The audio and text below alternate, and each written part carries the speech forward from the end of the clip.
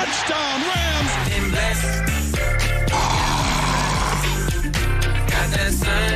There goes our Emmy. Oh, my gosh. Doug Peterson arriving for work today in rainy Cleveland. Boy, do his Eagles need a W, sitting there at 3-5-1 in the NFC East. 10 games into his first season with somebody other than the Patriots. Tom Brady sits a half game out of first place in his new digs, but still figuring out a way to consistently line up the scoreboard with perhaps the most talented cast of teammates he's ever had, including, once again, Gronk.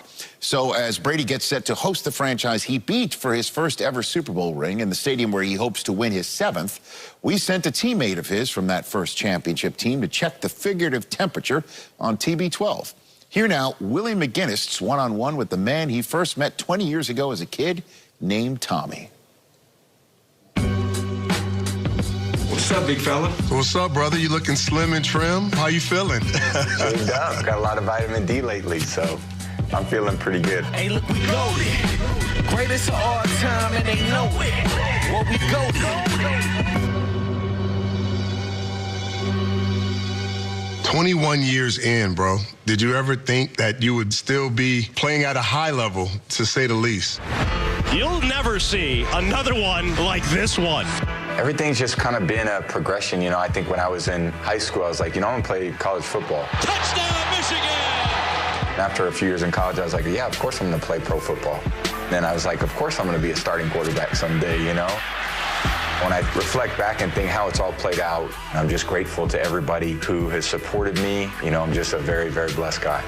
You're the greatest of all time. We're here. You're the greatest, and you're the greatest. Belichick, Bruce Arians, polar opposites. How's that been? Working with B.A. has been really great for me in a very different way. You know, he's very tough on you when things aren't the way that they need to be.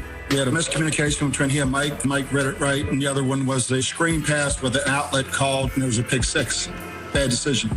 There's nothing about me or my game that's infallible, you know. I'm a player like everybody else, so I'm trying to be coached, and I think the team has very high expectations for me, and when I don't meet those, he should be pissed at me, you know. That's just rightfully so, and there's probably nobody more pissed than myself, but when you hear it from your coach, too, you know, it does motivate you.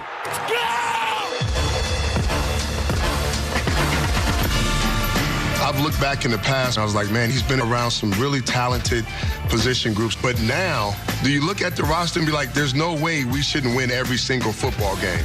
Well, I think that's kind of the easy way out, to be honest. Just because you think, oh, we're talented, we've all had production, let's just roll our helmets out there and we're going to win. I think that's actually not the case.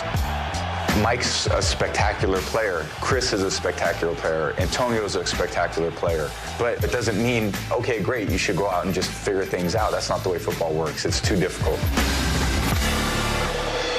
Brady slings it to Rob Gronkowski. You've always been about your teammates. One of your teammates, Gronk, thought it was important to come out of retirement because he wanted to play with you. He's starting to seem like he's starting to get back into the Gronk of old. Brady lobs one downfield. Caught ball by Gronkowski. After he caught that seam last week and then ran it down to the 5-yard line, when he starts strutting on the field, you know he's feeling really good. He's a beast. His ability has been unmatched. You mentioned Antonio Brown. You guys have a special relationship outside of just football. How important was it to get him on the football team? I've watched Antonio play for a long time and thought he was a spectacular player. You know, I think anytime you meet different people in your life and you think that you can be a mentor in some way, you know, that's something that I've always enjoyed as a quarterback. Because I am older than, you know, basically everybody at this point. So, you know, I've had a lot of guys that are a lot younger that are going through circumstances that I went through when I was their age, too. And when I was young, I had guys like you. I had Teddy. You know, I had Drew Bledsoe. So when I look back on my career, it's going to be about the relationships that I have. That's a big part of the reason why I still play football. I appreciate your time, brother, as always, man. I love you and the family, and keep up the good work, and I'll talk to you soon, okay? Same here, man. Great seeing you. Verizon iPhone 12 Pro with 5G meets Verizon 5G Ultra Wideband. 5G just got real.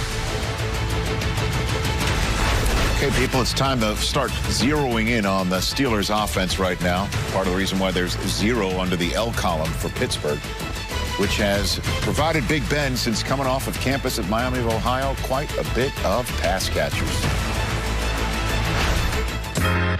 The emergence of a superstar is happening week in, week out. These weapons, I mean, it's outstanding what they've done. Everybody come and get it. There's enough to go around. That's Eric Ebron over a man. Crazy. Touchdown over the middle. Deontay Johnson. The defender had no chance. Juju Smith-Schuster, Hines Ward type of player, can do everything. That is Chase Claypool. Mapletron does it again. Let's go. There's enough to go around.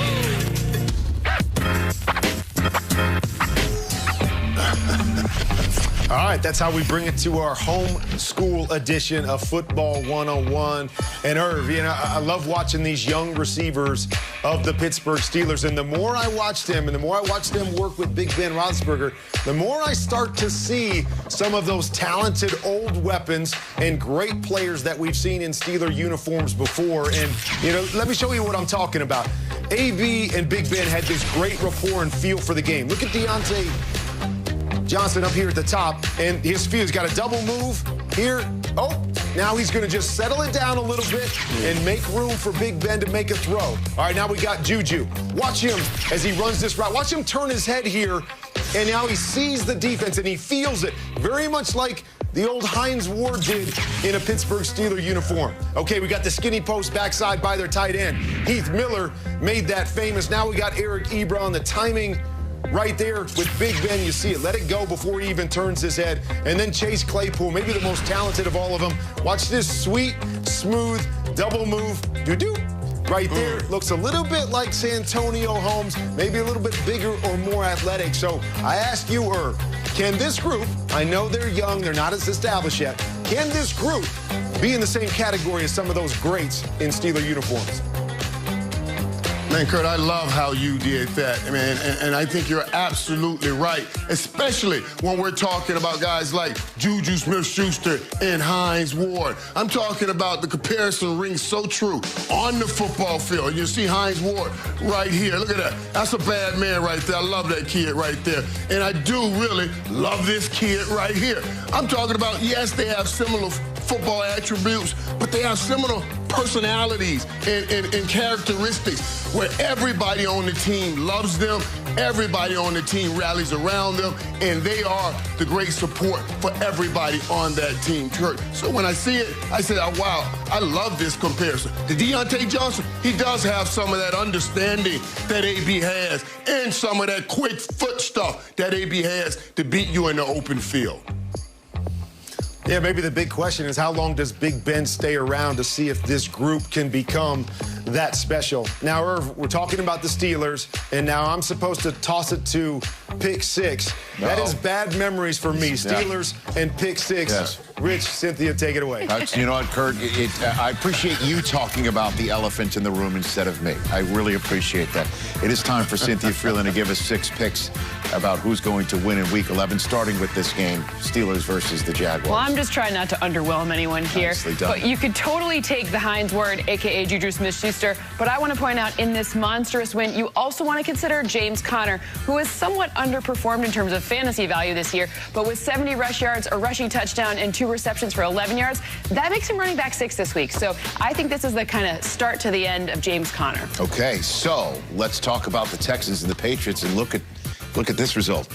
What do we have here? I'm going to have to block my mentions because Patriots Nation is very loud and in charge, but I have a 1-point Texans win in this one. Why?